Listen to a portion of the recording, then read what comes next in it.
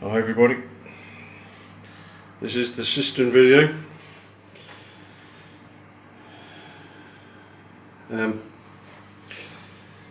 As you can see, when the cistern's in there, there's no room at all for this giant push button fitting. I think what they've done is they've sent us a cistern, and really this push button is to go maybe in a stud work wall, because this giant fitting here, you can adjust it for several different thicknesses, and the tubes are really long. Now if you didn't know, these modern toilets, they work on a pneumatic. There's a little air reservoir in there, and this is all, you don't have any mechanical push button things, so it's all done on air pressure, which is good, because then this is just always the same pressure. Like my old dear's toilet, she really struggles to push the button in. It's on the top of the mechanism, so you're actually lifting the full mechanism when you press the button. So I phoned the plumber up, and he said he gets a lot of cisterns like this where he has to trim out the plastic on the cistern, which is okay as long as your hole doesn't go lower than the water line. So what I've done is I've got that soldering iron knife that I made for the tank, because this solid plastic, you can't just go at it with a hacksaw, because it just cracks. You snag with a hacksaw and it can crack. So I cut that out with the hot blade knife, drilled my hole in the front of here, and then I made on the printer, if you can see it there, I made a little spacer. It's got a line in it because the filament messed up, and I noticed it. So that luckily there's a shoulder on this main body that could butt up to, and then the couple of threads you've got on here when you put this on pulled the thing in. It works fine. And this is the overflow pipe, so if you get a problem with this and the water level comes up, it flows over that, but that was higher than my cutout, so I've trimmed that down so it's just above that line. So if I have a problem, because you don't have an overflow pipe going out of the wall anymore because it can freeze up, the overflow now runs back in, it runs straight down your toilet, so you don't have to drill holes in the walls. Now this cistern comes with you can have a 6 litre big flush and a 2 litre small flush, or a 5 litre flush, or a 4 litre flush.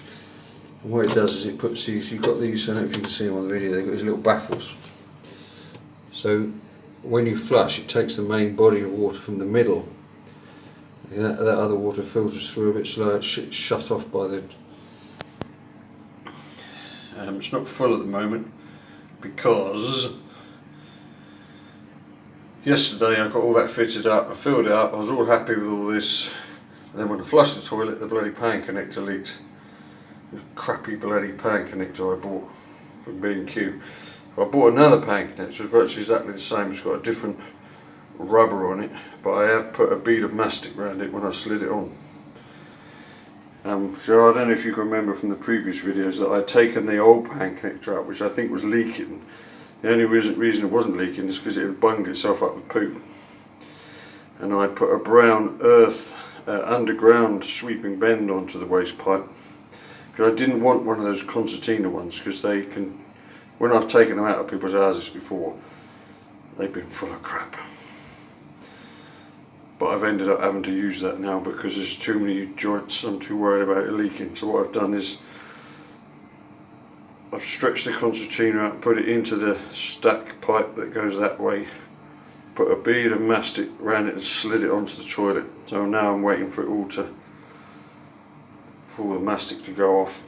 It's probably alright, but I'm going to leave it 24 hours. So I think in hindsight, what I'm saying to you is you need to check when you buy this stuff, because they actually sent us the wrong cistern. It was sticking out the top of the cupboard.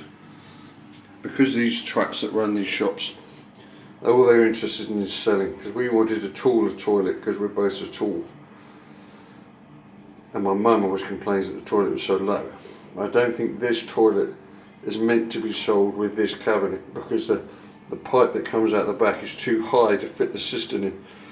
You know, this is right up, when the lid's on, it's right at the top. If anything, it's pushing up the lid a little bit. But because the bend on the bottom, I had to cut it on this minimum. I've actually cut that too short for what it should be.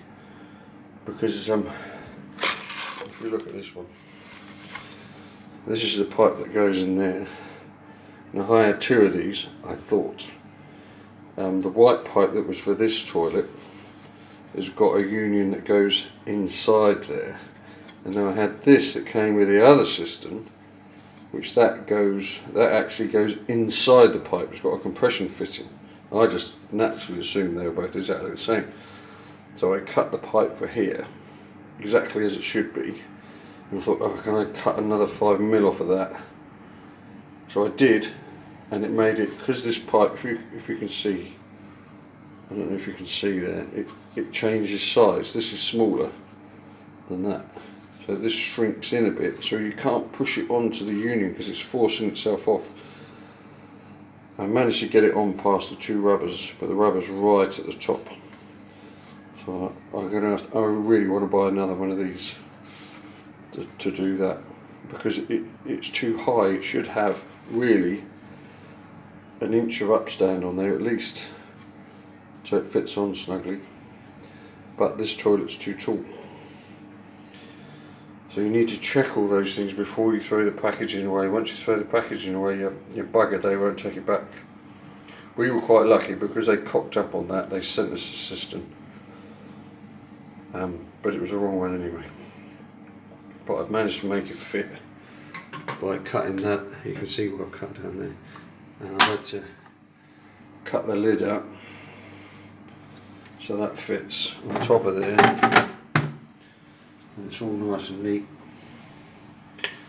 but it's not ideal. You want these things to go straight in and not have to piss about.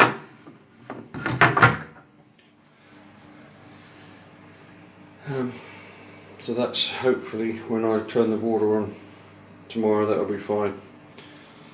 The Saniflow, the engineer's coming, he says there's a fault with the pump, but I'll do you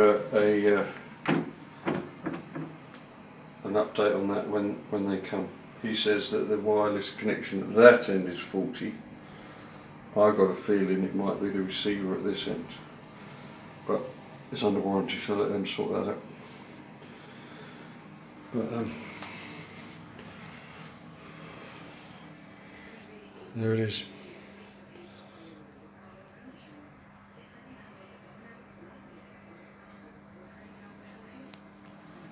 Never ever doing another bathroom. Any questions? Ping me a message. Okay, bye.